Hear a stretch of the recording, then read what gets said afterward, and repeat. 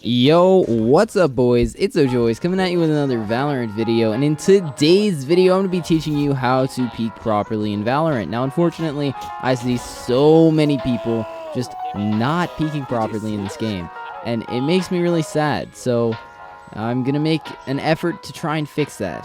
So without further ado, let's get right into the video. So, if you play with me in Valorant, you probably know that the one thing that I despise most is when you crouch peek. I will yell at you without stopping until you stop crouch peeking. So, that's going to be the first tip. Don't crouch peek. It's stupid, and you will die every single time. But ohJoyz, what do you mean? How else am I supposed to have accuracy when I'm peeking? Just stop moving. Just stop moving. Beginners tend to like crouch peeking because it's way more accurate than run peeking. But the problem with that is that, yes, it's more accurate, but it also makes it so that you take forever to peek. So the enemy can see you well before you can see the enemy. So really, you trade accuracy for being able to win the fight. And that's not a good trade, in case you weren't aware. But ohJoyz, what if I walk peek instead of crouch peeking? I have the same accuracy, or sort of, but I'm not moving nearly as slow. Yeah, well, that's a cool strategy, except for the fact that it has the same exact effect. You die because you're peeking too slow. So just don't peek too slow. Easy as that. But really, all sarcasm aside, crouch peeking and walk peeking in some cases will work, and it causes you to do it more and more. And if you find yourself crouch peeking too often or something like that, I highly recommend that you actually unbind crouch for like a game or 2 or 3 or an entire week if that's what's necessary, and just focus on not crutching on crouch peeking. I realize that, yeah, it's sometimes really effective, but the keyword is sometimes, and in those times, it's always because your enemy messes up, and you don't want to rely on your enemy messing up to get kills. You want to rely on yourself not messing up, which is kind of self-explanatory. And to take it a little bit further, also make sure that you're peeking as far away from the angle that you're peeking as possible. So like in this clip, you see I'm backed up all the way from this wall. So even if I were crouch peeking, I would have far less of a disadvantage in the fight just because I'm further away from the wall that I'm crouch peeking. The reason for this is because your perspective actually causes you to peek your whole body out before you can see the enemy, versus you peeking most of your body out, but it's smaller, so it peeks less of the way out before you can see your enemy.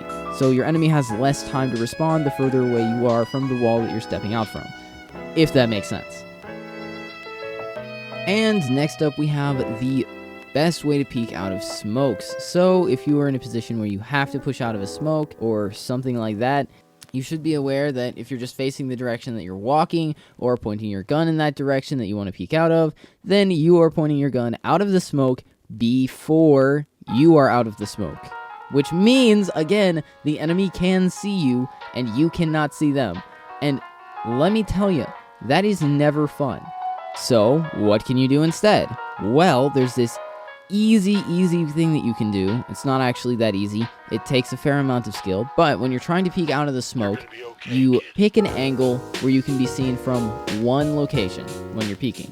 Walk out of the smoke backwards, facing 90 degrees from that angle as shown in the video, and then flick 90 degrees to where you want to peek. And what this does is, yes, it gives you a slight disadvantage because you have to aim well, but it no longer requires you to have the massive disadvantage that is reaction time. It's a slight improvement, but trust me, once you do it and you've done it enough times, you will find that it actually does help your game out.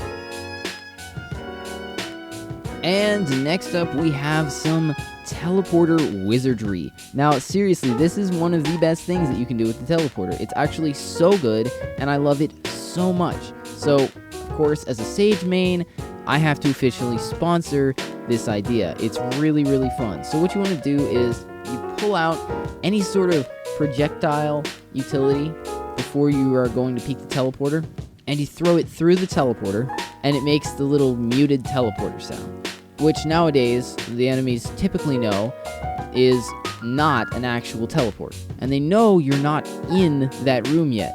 So they look away from it, because there's absolutely no reason that they need to watch it. But if you throw it through and peek while the door is still open because it's come out on the other side, there are a couple enemies that'll have their backs turned towards you, and you can just go through and bop, they're dead. Absolutely easy clap.